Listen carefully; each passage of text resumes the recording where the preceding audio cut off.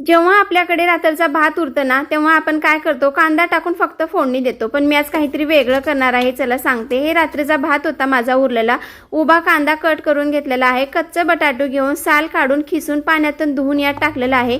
या सर्वांना आता एकत्र करून घेत आहे मी, तुम्ही बघू शकता. त्यानंतर 1 चम्मच जिरे टाकलेले आहे, 1 चम्मच हळद टाकलेलं, 1 चम्मच लाल तिखट टाकलेलं आहे, चवीपुरतं मीठ टाकायचं, आलं आणि लसणाची पेस्ट टाकली, थोड्याशा मिरच्या टाकल्या एक कट करून, 1 वाटी कोथिंबीर टाकलेलं आहे, थोडंसं तेल टाकायचं आणि याला छान बनवण्यासाठी 2 चम्मच बारीक मी बेसन पीठ टाकलेलं आहे. आता या सर्वाचं पीठ मळून घ्यायचं, पाणी वगैरे टाकायचं नाही. तुम्ही बघू शकता किती छान मळलेलं आहे.